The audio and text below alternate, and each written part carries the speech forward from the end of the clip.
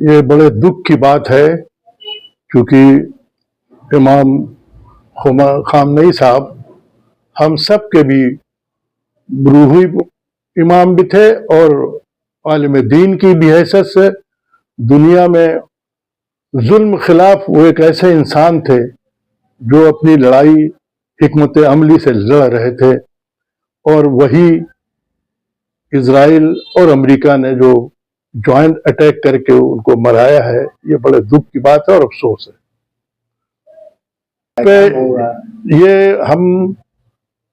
اگر یہ سمجھتے ہیں کہ ظلم زندہ رہے گا تو یہ ان کی غلط فہمی ہے۔ ظالم کبھی نہیں زندہ رہتا، مظلوم زندہ رہتا ہے، کیونکہ خامنئی صاحب کے آئیڈیال میدان کربلا تھا، جہاں ظلم کی خلاف امام حسین میدان کربلا میں کارزاز ہوئے تھے اور ان کو شہادت ملی تھی۔ آج اتنے دن کے بعد وہ زندہ ہے، یزید مر گیا ہے۔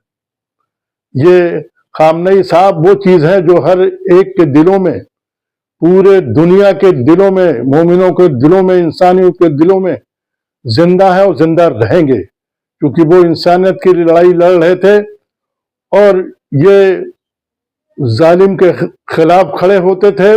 اس عمر کی منزل میں، وہ 86 سال کی عمر کے منزل میں مرد مجاہد ہمیشہ کھڑا نظر آتا تھا ظالم کے خلاف، اور اس کو انہوں نے سمجھا ہے کہ میں نے انہیں مار دیا ہے۔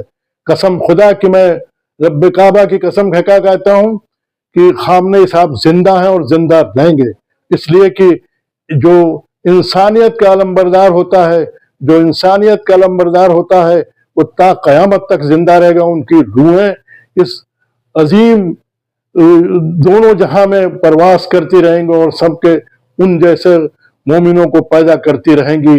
یہ اگر یہ سمجھ رہے ہیں کہ ایک خامنئی صاحب کو مارنے کے بعد ہم اس پہ قابض ہو جائیں گے یا ہم اس پہ ختم کر دیں گے، تو یہ ان کی بھول ہے۔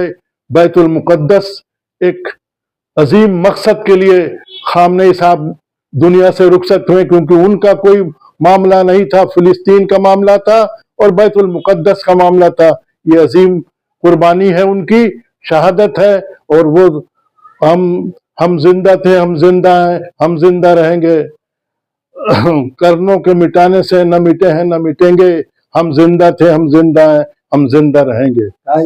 انہوں نے اپنی زندگی جینے، وہ ذلت کی زندگی جینے سے بہتر ہے کہ عزت کی موت مرنا انہوں نے اپنے کو لیا، نہ مرنا۔ وہ ساری چیزیں خود بتا گئے ہیں۔